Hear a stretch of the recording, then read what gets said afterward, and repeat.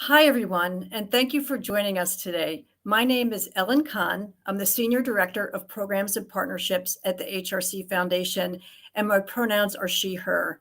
I have the honor of working closely with HRC's Parents for Transgender Equality Council, an amazing, dynamic, diverse group of parents of trans and non binary kids who share their stories and advocate for equity and inclusion for their families and all families. Two of our council members, Vanessa and JR Ford, parents of two children, just published a beautiful children's book called Calvin, which is based on their experience of raising a child who's trans, but is a book centered on Calvin, who is a transgender boy, navigating life with his family and getting ready for the first day of school. We are so excited to share this book reading with you. And following the reading, JR and Vanessa will welcome a few other of our parent council members to have a conversation about the book and about their own experiences raising transgender children. Thank you so much for joining us, and welcome Vanessa and JR Ford. Thank you so much, Ellen. It's great to be with you. My name is Vanessa Ford. I use she, her pronouns. And I'm JR Ford. I use pronouns he, him. And we are so thrilled to share our story of Calvin with you. And we're going to dig right in. Calvin, written by us and illustrated by the incredible Kayla Heron. We just also want to note before we dig in that this book is dedicated to the incredible teachers that our youngest child, who happens to be trans, supported Ellie throughout their journey. And we want to thank all teachers out there as we dig into this. For as long as I could remember, I knew I was a boy.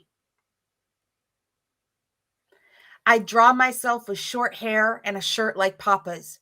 I'd dream about swim trunks like my dad and brother wore. I didn't tell my family until the night before our summer trip to Gigi and Papa's.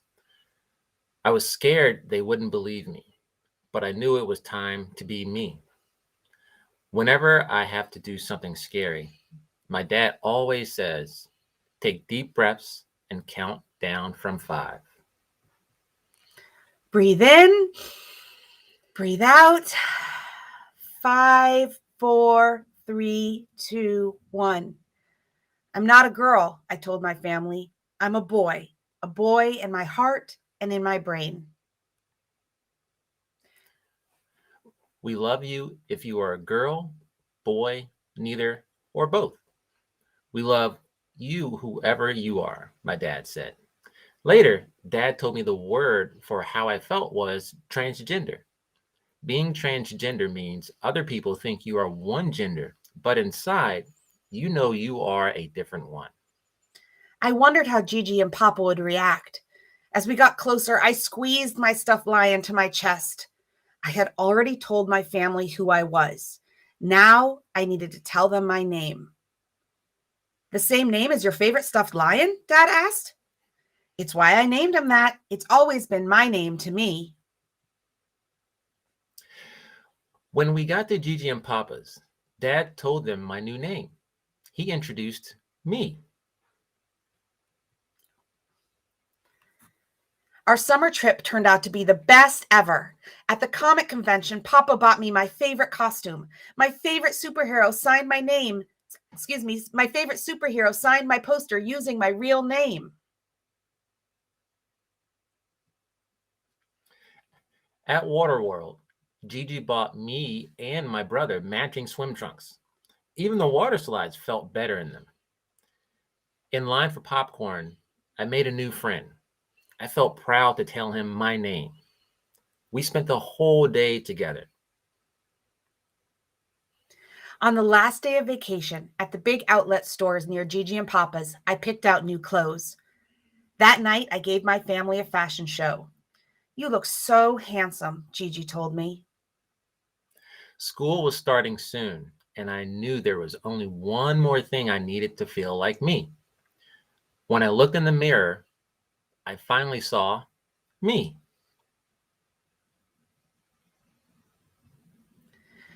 Dad said there were other transgender people in the world, but I didn't know any kids like me at my school, and school started next week. Being the only one felt scary. How would everyone treat me? What if my friends wouldn't call me he? What if, what if, what if?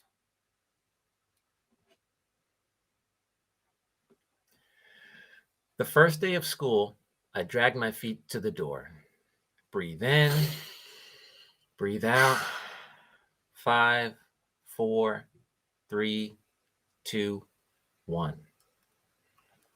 Welcome back to school. We're glad you're here. When the principal said my name, I felt safe and happy. Violet skipped up to me, calling out my new name too. You know my name? I asked. Yep. Your dad told my mom you're a boy now. I've always been a boy inside. Are we still friends? Yes. Did you bring your jump rope for recess? When I stepped inside my classroom, I couldn't believe what I saw. The cubby, the lunch cart, the homework station, and the mailboxes. The name tag on the table. My new name was everywhere. Everywhere it should be. I felt my fears start to go away. Welcome back, class. For morning meeting, we'll all share about our summers. I knew just what I would say when it was my turn. I stood up proudly to share my summer story. But first, I introduced myself. Hi, I said. My name is Calvin, Calvin. And I felt my what ifs melt away.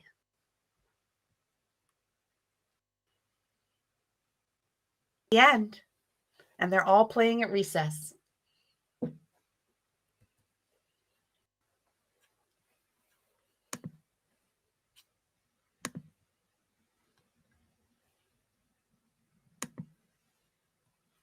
We are so thankful that you took the time to listen to Calvin. We are also really excited to be joined by some of the other Parents for Transgender Equality Council members. We'd love to bring in Ima, Stephen, and Lucina to the conversation. And we'll let them introduce themselves before we ask them what they thought of Calvin, because this may have been the first time they've heard it. So if you want to, Ima, introduce yourself. Sure. Hi there. Hello, everyone. Thank you so much for that reading. It was really a beautiful story. Very, very heartwarming. My name is Ima Johnson. My pronouns are she, her, and I am a member of the Parents for Transgender Equality Council, with the Human Rights Campaign. Proud member. And I'm Lucina Fisher, and I was hoping I could pull myself together before I got on because the tears were forming for sure. It was so sweet to hear both of you read the story. My pronouns are she, her. I'm a proud member of the Parents for Transgender Equality Council and the proud mom of a trans daughter. Hello, all. My name is Stephen Chikumba. My pronouns are he, him. I am also a very proud member of the Parents for Transgender Equality Council. I am the proud father of 4 children, one of whom identifies as transgender. And Lucina, you were not the only one. I was like, okay, I hope my eyes are still not watering up, because they got to the end and he was like, all the what ifs fell away. And I felt all of that. I felt all of it, because we know exactly what it is for children to feel supported and validated. And in that moment, we know that Calvin felt whole. So it just gave me the warm fuzzies all over. Well, thank you so much. We'd love to kind of dig in a little bit, thinking about this book. How do you think your child or children would have reacted to this book when they were little? And what are your thoughts on Calvin, especially being a boy of color as the main character? So I'd love to totally start. love that. Oh. Go ahead, Lucina, please. We're just all over this book. That's what's happening here. All over it. All over Please, it. Lucina. Oh my goodness. I mean, this would have been a book I would love to have had for my daughter when she was young, before she started kindergarten. There were just seeing the faces of children who looked like her, parents she could relate to. She's biracial. I think would have been so powerful. At home, we completely supported her. But I think the messages that she was getting from outside made her sort of go underground. So at kindergarten, she was a very different person than she was at home. And I just wonder, what would it have been like if she had seen the story of a child around the same age who, took those brave steps to be himself. So I just think it's marvelous, and for people of any age, really, but especially for young kids of color, I think it would be wonderful for them to be able to see themselves. Thank you. Thank you. Ema, go for it. So much. So my child would have loved this. My child is also biracial. I wanted to add in there, I am the proud parent of a non-binary child who uses all different pronouns and is on a really exciting and varied gender journey.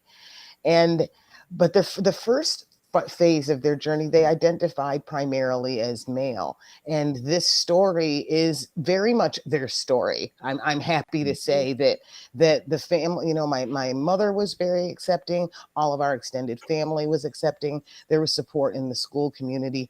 And I think it's important to have those stories out there about how communities can embrace their transgender children in BIPOC circles, and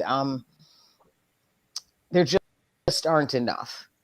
Right. And what struck me, I just want to say quickly, what struck me personally as a parent was not just Cal as a very charming and engaging character, but the story of his world. This book did a lot of heavy lifting in creating a diverse environment child to grow up in.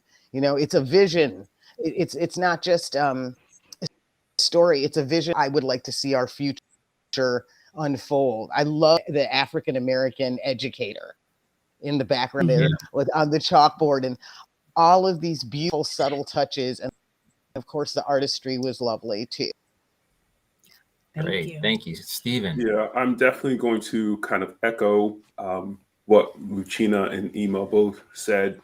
I think for me, my child came out around 10, and as a single dad, my children lost their mother 5 years ago, and so raising them by myself, and specifically his transition, which occurred after she passed, has been very difficult.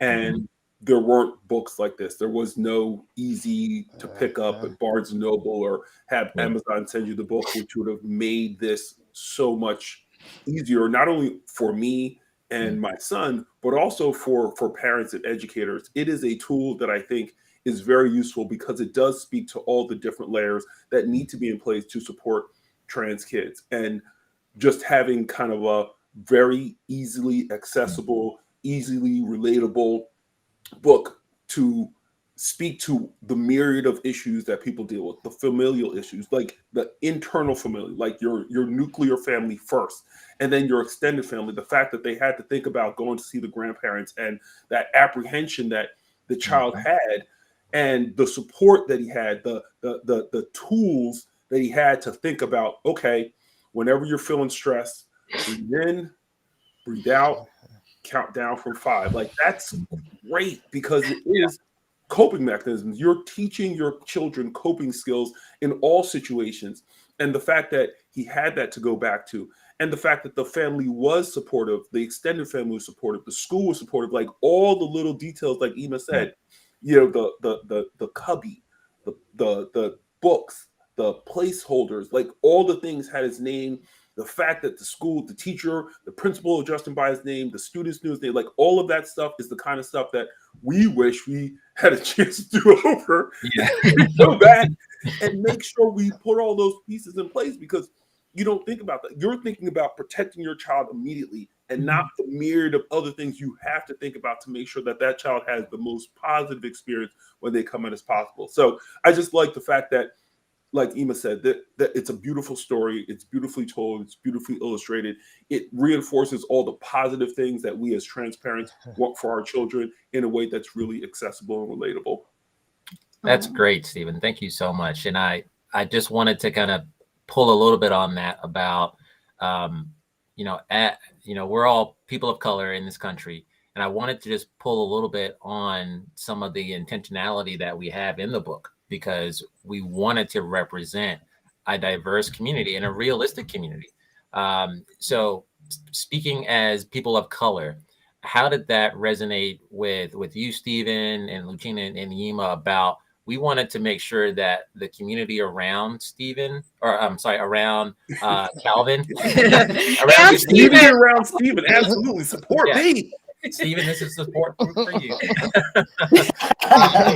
we wanted to make sure that Calvin had a really completely supportive community. I just wanted to kind of pull a string on that a little bit about, how that resonated with you all, and kind of carrying on and talking about your experiences that you've had as parents of kids of trans kids of color.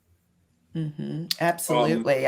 I loved that intentionality, and like Stephen said, seeing the grandparents, especially, not even hesitate to not only love their child, but demonstrate that love by, the haircut and the shopping for the swim trunks.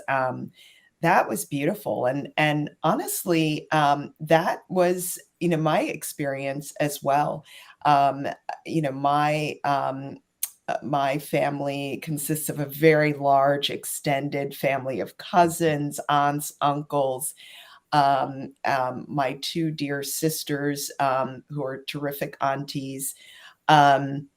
They were there from the beginning, and throughout our journey. And when the time came for our daughter to make her social transition, we were on a family vacation, kind of similar to Calvin. We were in Martha's Vineyard and had a magnificent time. And I remember our daughter's cousin helping her do her hair and putting on a little makeup for her, and just going out as a family to dinner, and everyone addressing her by her new name and pronouns.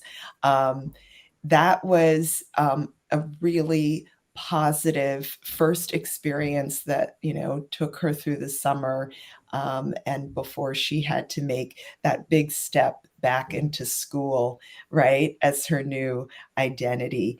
And very similar to Calvin, her classmates were open arms. Her teachers were ready because we had worked with them, and the principal and staff to get ready. And it was a seamless transition, one filled with love and support. And I appreciate you showing a positive experience. We know it's not always the case, but honestly, when parents and family are there leading the way and showing that support, everybody else falls into line. Yeah. I'm just going to jump in because when my son came out, he just came out to the immediate family, and he was a little reticent to share it outside of the immediate family. And so when he finally was ready, we didn't go on vacation to Martha's Vineyard. We just had people over the house. We're not gonna fly shame anybody, but we came together. I think it was maybe Easter or Thanksgiving. It was one of those functions where I hosted the house, and my son told me he was ready for the larger family to hear about his transition, and so we shared that with the family. And there was some resistance. I'm going to be honest. It wasn't like honky dory and everybody was all kumbaya. It was not that at all. We are Nigerian. My mother is directly from Nigeria. We're first generation Nigerians born in America. And so she wasn't really with it. My brother, he wasn't really with it. And so there was a split And I think within the African American community, within the Black community, especially within cultural communities, you have a lot of historical animosity towards anything that is not binary traditionally. And so working through that, I think books like this will help communities that are traditionally not particularly progressive to embrace that which is different.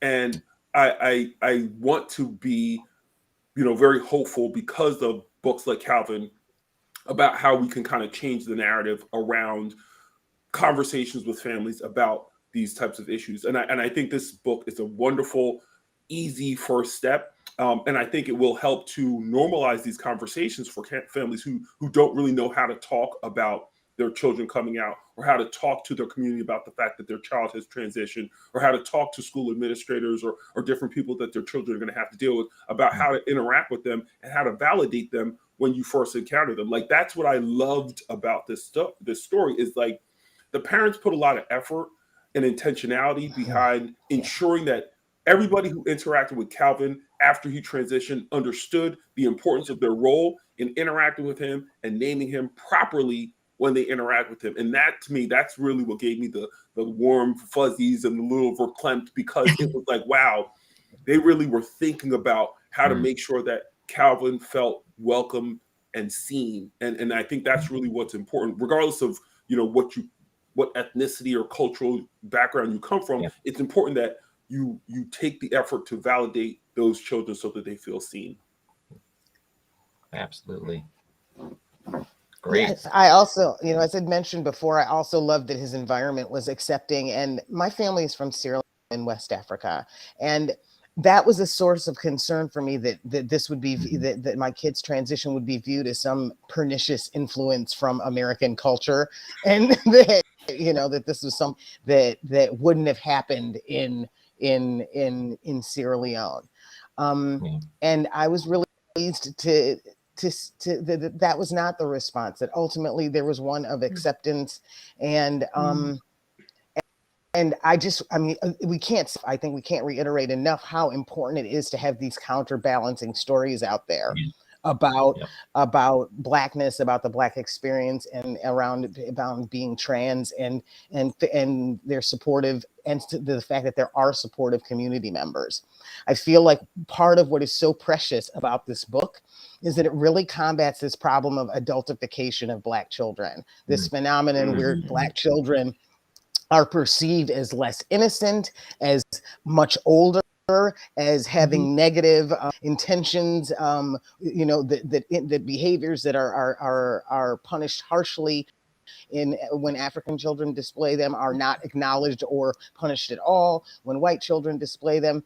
And there's such innocence around the representation. It's like Winnie the Pooh innocent, and and that just, it makes you feel warm inside, and it makes you feel hopeful. And Thank you. I feel like our children are invisible as children, and then they sort of reemerge as victims of violence against them, whether they're trans or not trans. They are perceived as pretty much adults from the beginning, and then treated in a violent way. Those are the stories that emerge, and at this point there just can't be enough of an onslaught of Calvin's and other beautiful narratives of truth that's out there. I'm gonna have to write a book now, Ema. That's all you're saying. We're all Yes. gonna have to just write books. Gotta write a book. I mean, Exactly. write a book. That's what we did. I mean, we started this 3.5 years ago, and we were sitting down saying we've had this experience with our own child. We looked at the books that were out there in 2018, and we didn't see our own child reflected in those books. And we also didn't see trans boys reflected. And we don't have a trans boy. We're connected to lots of families who do. But we decided that gap was one that we were going to try to fill. And the good news is, since Calvin has come out in those 3.5 years. There's been other beautiful books that have come out with beautiful representation from BIPOC authors, trans authors. We have Born Ready, My Rainbow, My Sister Daisy. These are great other books that Calvin is joining. And it's so important to us that Calvin can join other friends like Calvin and Friends, right? Can join other friends, and there's not a singular narrative. But we were very intentional. We only had the dad talk in this book on purpose, somewhat derived from our own experience. JR was the first one to really listen to our child and to support and kind of bring me along in the initial months of this journey.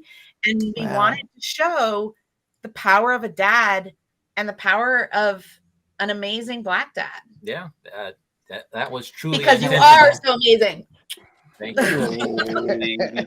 Warming my heart again. That was not prepared. That was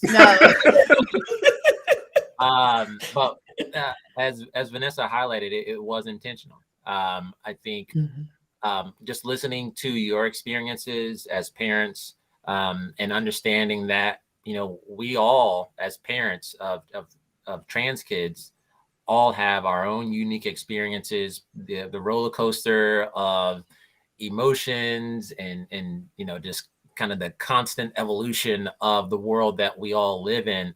It's really humbling to be a part of the PTEC group, as well as kind of being supports to each other, and that's why I think this book really kind of helps to focal to kind of harness that love and warmth that you highlighted, Yima, about we need more stories that will continue to uplift the community and help to control the narrative, because a lot of what we see in the news is negative news stories, and this is one of the ways that we can continue to focus on the positive aspects of trans kids and the trans community.